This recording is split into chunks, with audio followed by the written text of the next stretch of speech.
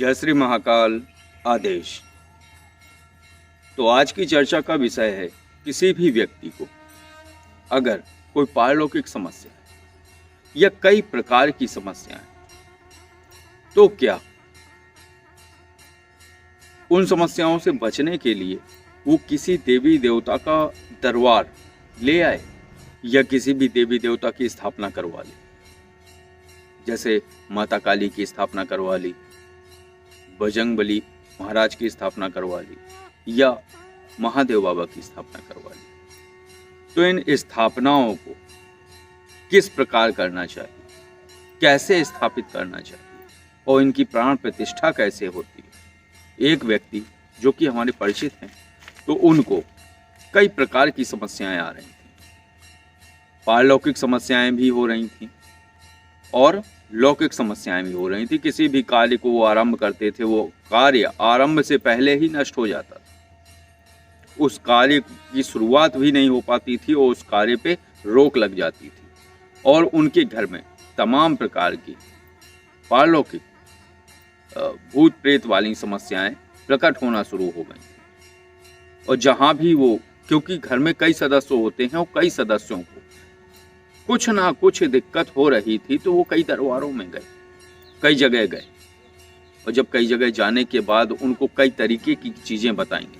तुम्हारे यहाँ ब्रह्म राक्षस है, किसी ने कहा तुम्हारे यहाँ मसान है, किसी ने कहा तुम्हारे यहाँ किया कराया है, किसी ने कहा कोई तुम्हारा परिचित है जो कि किसी तांत्रिक से मिलकर तुम्हारे ऊपर तंत्र क्रियाएं करा रहा है। ऐसी तमाम चीजें बताएंगी उनको। वो भ्रमित होने लगे, वो निश्चित ही नहीं कर पा रहे थे उनके साथ हो क्या रहा है।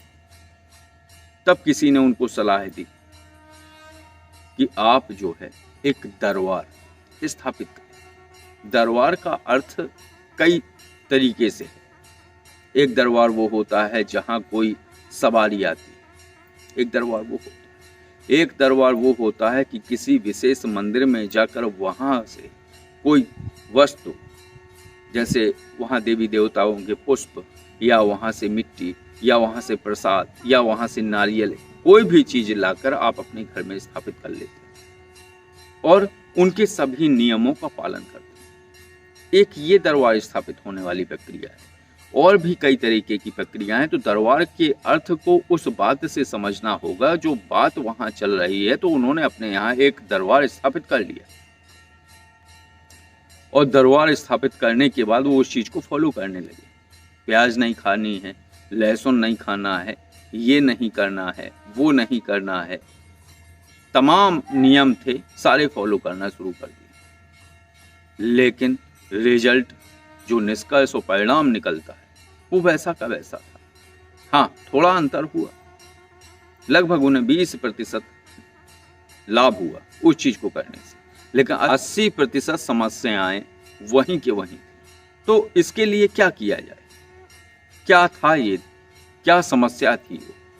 तो समस्याओं का निराकरण ऐसे नहीं होता है कि आप कहीं से कोई प्रतिमा ले आएं और प्रतिमा अपने घर में स्थापित कर लें और समस्या का निदान हो जाए। नहीं होता है। आपने नियम फॉलो किए और थोड़ा पूजन किया, पाठ किया, जाप किया। इससे क्या होता है, समस्याएं 20% कम हो जाती हैं। पूरी कम नहीं होती हैं, खत्म तो होती ही नहीं। तो उन समस्याओं को खत्म करना या उन समस्याओं के विषय में जानना महत्वपूर्ण है। क्योंकि आप 10 जगह जाते हो तो 10 जगह 10 बातें बताई जाती हैं। जैसे कि मैंने पहले बताया, उनको बता दिया तुम्हारे यहाँ ब्रह्म राक्षस है, किसी ने बता दिया तुम्हारी जमीन खोटी है, किसी ने बता दिया कि तुम्हारे यहाँ कोई प्रेत है या कोई किया कराया है या कोई तांत्रिक जो उससे कोई क्रिया करवा रहा है तुम्हारे ऊपर। तो ऐसी चीजें बता दी जाती हैं। और वही मैं कहता हूँ हरदम कि समस्या बताने वाला अगर समाधान नहीं जानता है तो उससे मिलो ही मत। क्योंकि वो केवल तुम्हें भ्रमित कर रहा है और मनगढ़ंत बातें बता रहा है, जो उसके मन में आ रही हैं बोल दे रहा है। लेकिन अगर वो मन में आ रही हैं तो उसका समाधान भी आना चाहिए। और समाधान के नाम पर लोग क्या कह देते हैं, बहुत बड़ी चीज है,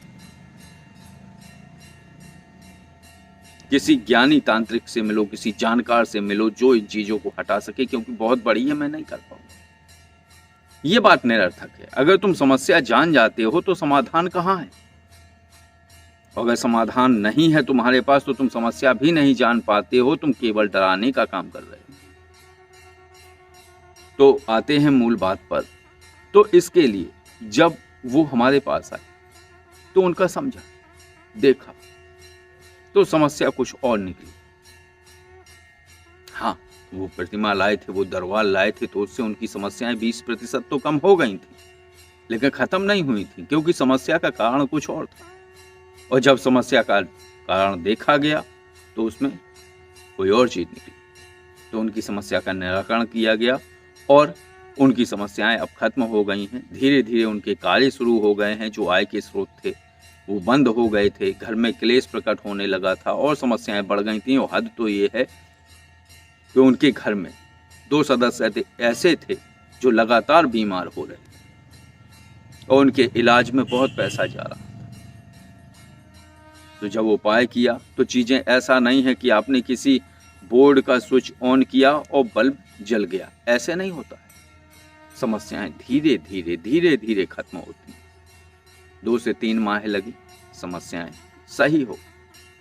अब बात वही आ जाती है कि दिक्कतें क्या है। दिक्कत एक होती ही नहीं, दिक्कतों का एक पिटारा होता है और उस पिटारे को कैसे बंद किया जाए, क्योंकि एक अलग निकल रही है, दूसरी शाखा अलग निकल रही, तीसरी शाखा अलग, तो उसका एक ही होता है कि उस पूरे डिब्बे को बंद करके जमीन में दबा दो।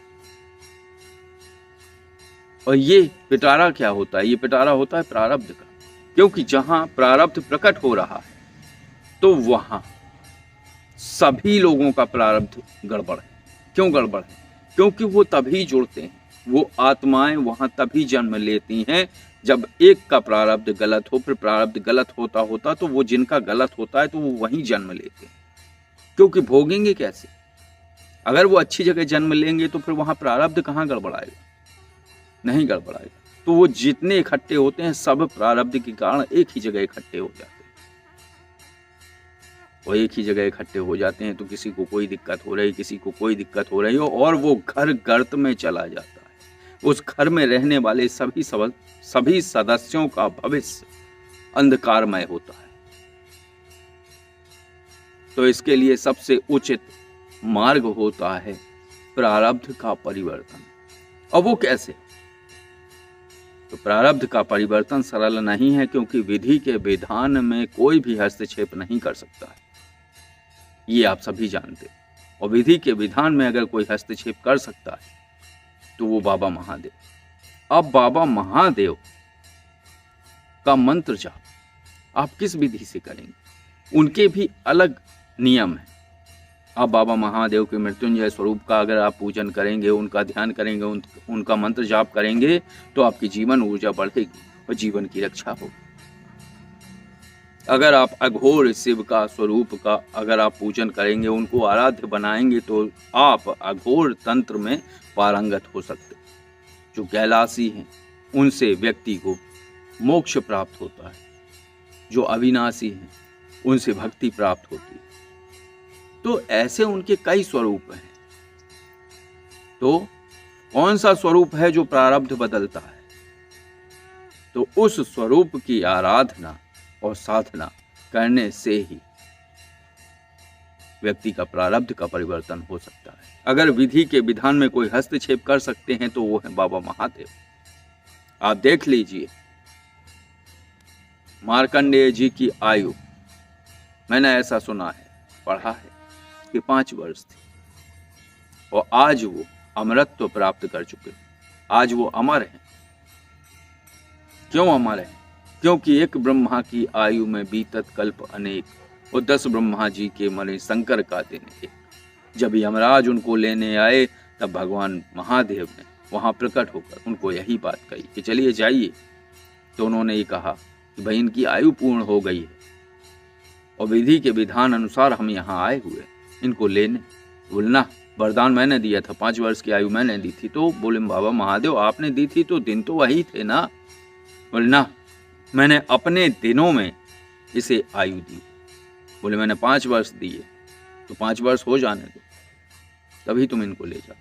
तो बोले आपके दिन कैसे होते हैं? तब उन्होंने बताया कि एक ब्रह्मा की आयु में बीतत कल्प अनेक और 10 ब्रह्मा जी के मरे शंकर का दिन एक। तो जब 5 वर्ष हो जाएं तब तुम ले जाना। तो विधि का विधान परिवर्तित हुआ। तो प्रारब्ध की मार से कोई नहीं बच पाया है, लेकिन हाँ प्रारब्ध परिवर्तन अगर साधना कोई कर लेता है तो पूरा 100% नहीं मिलेगा लाभ, लेकिन हाँ मिलेगा 70% उसे लाभ मिलेगा। उसकी समस्याएं, उसकी दुश्वारियां 70% तक कम हो जाएंगी, जीवन आराम से गुजर जाएगा।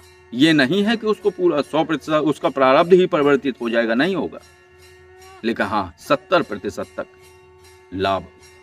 तो बस आज की चर्चा इतनी ही थी, और अगर ये चर्चा और जानकारी आपको अच्छी लगी हो तो वीडियो को लाइक करिए, और अगर आप किसी आध्यात्मिक विषय पर जानकारी चाहते हैं तो कॉल-मी-4 ऐप द्वारा आप कॉल कर सकते हैं और जानकारी ले सकते हैं। और अगर आप किसी साधारण विषय पर जानकारी चाहते हैं तो ये जो नंबर स्क्रीन पर है इस पर आप कॉल और व्हाट्सएप द्वारा जानकारी ले सकते हैं। आदेश। जय श्री महाकाल।